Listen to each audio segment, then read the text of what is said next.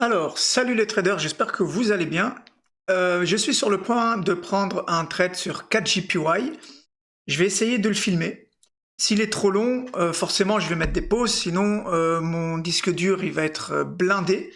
D'autant plus que d'autant plus que là je rentre en M15. Donc du coup c'est un trade qui peut durer peut-être 2 jours, peut-être 3, je ne sais pas, quoi qu'il en soit. Voilà, il va pas durer que 1 heure ou deux. Donc, il y aura des moments de pause ou des moments d'accélération, et puis voilà. Alors, pour ce trade, très simple, j'ai repéré un POI en H7. Ok. Pourquoi en H7? Parce que ça, pour moi, c'est un mouvement H7. Et donc, du coup, je suis tout simplement baissier, d'une part. D'autre part, il faut qu'on revienne rejoindre cette zone. Donc, celle-ci, elle est peut-être visible en H4. Voilà, bah, je vais la préciser d'ailleurs. Tac, comme ça, moi, ça me permet de me retrouver. Je sais que ici c'est un POI ou une zone H4, et puis qu'il y a de fortes chances qu'on y revienne, puisque là, on a réagi en plein milieu de l'imbalance, et il reste encore une grosse zone à venir mitiger, et je suis dans ma jambe baissière. Au sommet de ma jambe baissière, j'ai repéré un POI H7, du coup, celui-ci, le H4, pour moi, il était trop fin, d'accord, si j'aurais sélectionné celui-ci. Pour moi, il était trop fin et le mouvement, c'était pas un mouvement H4. Hein. Donc du coup, quand je vais dans un mouvement H7, c'était beaucoup mieux. Le POI, il était un peu plus large et le mouvement, il était plus cohérent. Une fois que le prix est revenu dedans,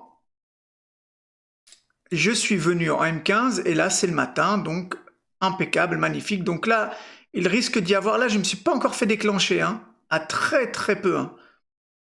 Franchement, à très très peu. Et ça fait partie du risque lorsque vous rentrez comme ça en sell ou buy stop, c'est que c'est qu'en fait, quand le prix descend tout doucement, bah, vous ne savez pas s'il va continuer en fait à descendre et former une belle mèche ou une belle bougie, et là du coup vous êtes bien, ou alors il va juste mêcher un tout petit peu en dessous et vous déclencher pour repartir à la hausse et vous SL. Donc ça, c'est un risque à prendre.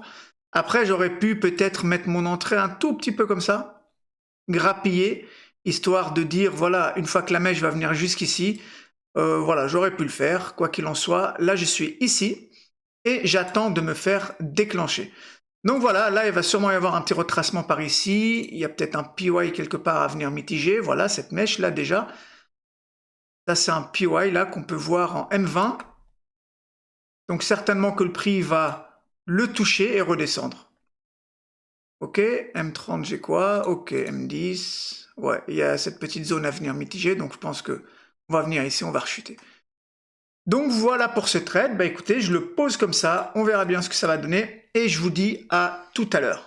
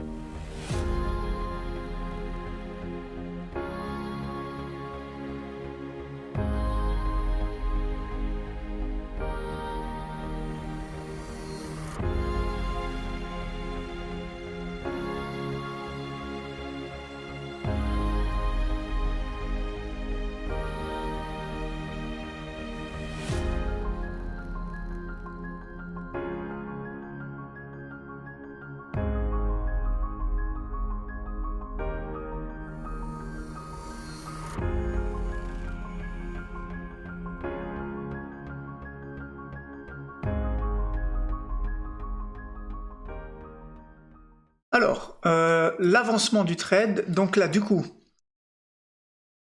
ici, on voit qu'il y a une accumulation en M15, on vient casser ici, d'accord? Donc il y a un BOS M15, donc il y a des risques qu'on fasse des plus hauts.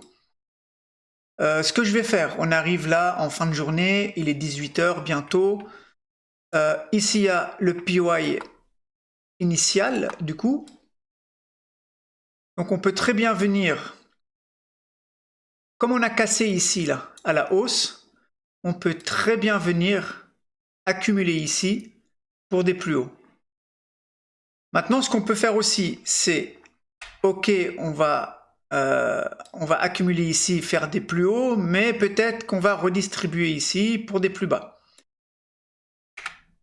Comme il y a deux possibilités, dès que je vais toucher ce PY, je vais me mettre ABE, puisqu'en plus ça va être la nuit, donc du coup toute la nuit je vais rester ABE et comme ça je sécurise, parce qu'on ne sait jamais. J'ai pas fini mon backtesting, j'ai pas fini mes datas pour savoir si je dois... Enfin, c'est assez concluant, mais bon, c'est pas, j'ai pas encore fini. Mais bientôt, comme je l'ai déjà dit dans mes précédentes vidéos, le truc c'est que je vais même plus manager. C'est qu'après ça sera soit TP, soit SL. Donc voilà, du coup là maintenant, je vais mettre... alors les 50% ils sont où déjà? Parce que ça se trouve on va revenir aux 50%. Ouais, là on est déjà revenu à 50%. On est déjà revenu à 50%, donc du coup on peut déjà décoller pour faire des plus hauts. Ce que je vais faire, c'est je vais mettre là directement ABE. Hop. Ici. Voire même là. Voire même là, ouais. Puisque avec la commission, pour que je ressorte ABE, donc je vais me mettre au-dessus de ce high. Voilà, et si je me fais BE, eh ben c'est tant pis. Ça, je vais l'enlever. Il y a ça, donc voilà. Après, le reste, là, tout à l'heure, sur GBPUSD, j'ai une alerte qui a sonné. Non, c'était sur EURUSD. Ouais, mais on n'est pas venu casser ce low. Je voulais me mettre comme ça. Donc ici, on était dans une zone H4, avec une jambe baissière, un peu de liquidité en dessous, et donc du coup en M15, j'avais mon BOS qui se faisait là, donc un low, un high, on venait casser, je me serais mis comme ça. Finalement, tac, et ici, pour aller chercher du 4R évidemment. Sauf que là, bah, on m'a pas déclenché, et tant mieux, puisque de toute manière, je ne serais pas rentré, parce que quand je regarde le GBP, le BOS, il est largement plus bas. Comme ces deux paires qui sont fortement corrélées, je me suis dit que lorsque sur EURUSD, on va casser ici, le problème sur GBPUSD, c'est que on serait revenu dans ce POI, dans lequel, c'est un POI initial, dans lequel on fera des plus hauts. Donc si on fait des plus hauts sur GBPUSD, sur EURUSD, on aurait fait la même chose. Donc on aurait pu break ici, je serais rentré en position pour des plus hauts. Donc c'est pour ça que je ne suis pas rentré. Voilà, je voulais juste vous montrer ça. Voilà, voilà. Donc, bon, du coup, pour l'instant, je suis encore dans ce trade-là, donc 4 JPY. Et puis, ouais. Donc là, on va voir ce qui va se passer. Soit on accumule ici pour des plus hauts, soit on casse cette zone et puis on fera des plus bas et je resterai à BE. Donc, maintenant, ici, je vais mettre une alerte. Tac, et puis ici, le SL, je vais le mettre là. Comme ça, si ça touche mon SL, je serai informé. Voilà. Ok. Et puis là, order flow. Non, quoique je vais... Order flow, je sais même pas si ça écrit comme ça, mais ça, je vais l'enlever. Quand ça va sonner, je vais savoir de toute façon. Voilà les gars. Et en tout cas ici, ouais, comme j'avais dit au début, vous avez vu, le prix, il est venu mitiger cette zone et puis il est reparti. Donc celle-ci, elle ne sert plus. Voilà, voilà, sinon, bah rien d'autre. Voilà les gars, bah écoutez, je laisse tourner et puis on va bien voir ça. Alors, nous sommes le lendemain. Alors, qu'est-ce qui se passe avec ce trade? Il évolue plutôt pas mal. Euh,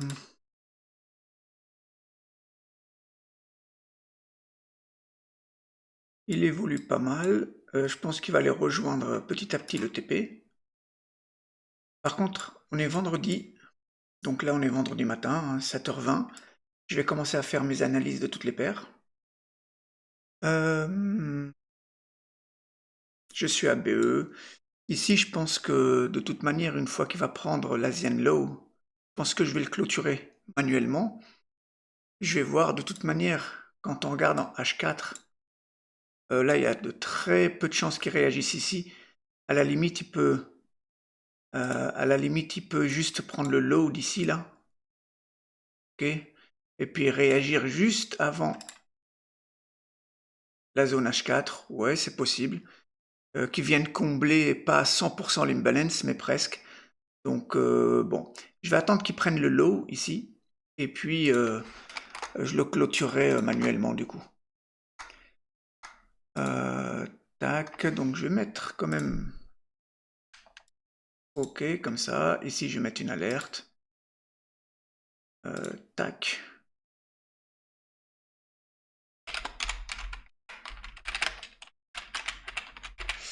Clôture manuelle. Avec un chapeau, c'est beaucoup mieux. Voilà. Ok, là, je vais mettre une alerte, et puis dès que ça sera touché, je viendrai clôturer manuellement. Tac, maintenant ici, je vois qu'il y a une toute petite accumulation. Donc j'espère qu'il ne va pas réagir ici.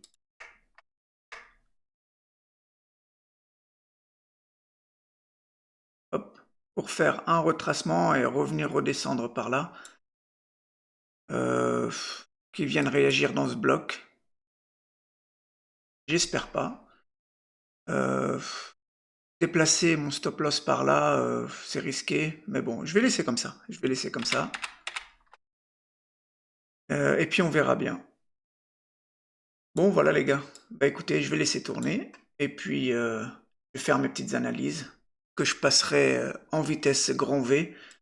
Sinon, la vidéo durera beaucoup trop longtemps. Allez, à toutes.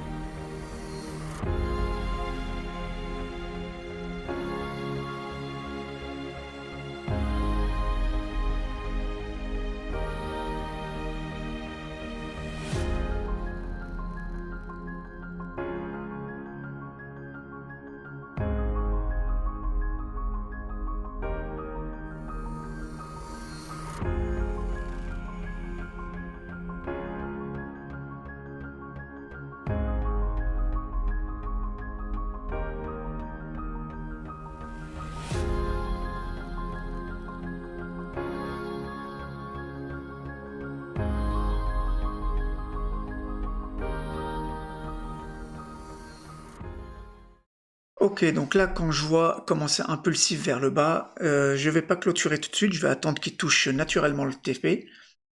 Donc ouais, je pense qu'il va aller jusqu'au TP, d'autant plus que les JPY sont tous en train de prendre de la valeur.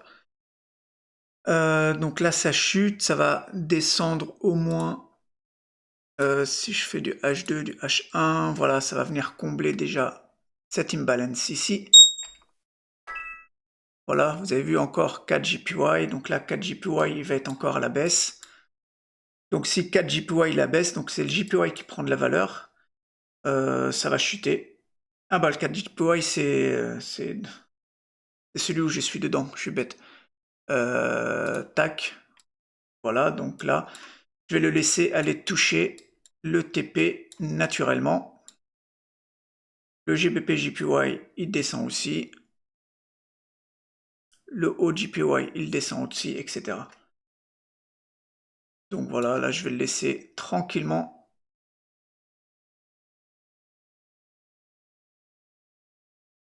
aller toucher son TP.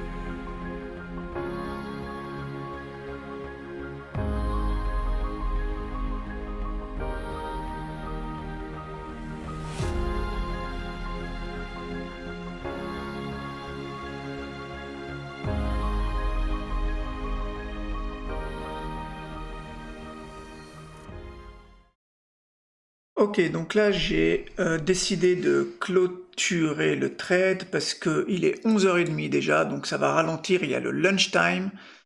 Il y a le lunchtime dans lequel le prix, il peut en vérité très bien commencer à ranger ici, voire même retracer. Je voulais pas prendre ce risque. Autre chose, je vais pas risquer, là mon BE il est ici, je vais pas risquer tout ça, voilà, je vais pas risquer tout ça pour gagner que ça. Pardon, vous l'avez compris, voilà. Donc je vais risquer 95% du trade pour en gagner que 5. Nous sommes vendredi, encore une fois, c'est le lunchtime. Enfin, on va commencer à arriver vers le lunchtime, il est 11h30. Là maintenant, il n'y a plus de volume. J'aurais dû clôturer à la prise de ce low ici, l'Asian low de jeudi. C'est là, ça aurait été plus intelligent de clôturer ici. Voilà, j'ai eu la chance que le prix il est revenu dans mon POI M3, là vous l'avez vu, hein, d'accord. Donc là maintenant il y a des chances qu'il fasse des plus hauts, ou pas, hein, il peut peut-être réagir ici et redescendre, mais voilà. Quand j'ai vu qu'il est arrivé à la moitié de ce POI, je me suis dit, allez hop, je clôture, et tant pis pour les 5% restants. Donc voilà les gars, très joli trade. Voilà, là maintenant, je ne reprends plus de trade cet après-midi. Là j'avais quoi ici? Ouais, à la cassure, normalement je rentrais en position, mais j'aurais bien aimé qu'ils viennent mitiger jusqu'ici. Là, je m'en rappelle plus, mais j'avais vu qu'il y avait quelque chose par là. En H2 peut-être, ouais, qui mitige, parce que la zone là, elle est quand même assez large. Mais de toute manière, là, même s'il vient ici et qu'il recasse, ça y est, je ne reprends plus de trade aujourd'hui, c'est fini. J'ai terminé ma semaine. Et d'ailleurs, j'ai pris qu'un trade cette semaine, c'est celui-ci. Là, qu'est-ce que j'ai ici? Ouais, je suis en M15, donc là, ouais. Le GBP JPY va encore chuter jusqu'ici au moins, hein, il va liquider ce low. Donc 4 JPY, il va suivre. Mais quand, je sais pas, ça sera dans l'après-midi. Et puis le haut JPY, bah pareil, hein, quand on voit tous les imbalances ici, etc., on se doute que le prix va descendre jusqu'ici. Donc si tous les JPY prennent de la valeur, bah celui-ci aussi. Hein, donc j'étais confiant dans le fait qu'il va descendre. C'est juste que j'avais pas envie de l'attendre jusqu'à l'après-midi. Et encore une fois, je vais me répéter, mais prendre le risque que qui monte et puis que on arrive vendredi 16h, 17h et que le prix est encore là. J'aimerais bien en fait clôturer ce trade aujourd'hui. Donc voilà les gars, bah écoutez, j'espère que cette vidéo vous a plu. Passez une très bonne journée ou une soirée. Et puis je vous dis à très bientôt. Allez, salut tout le monde.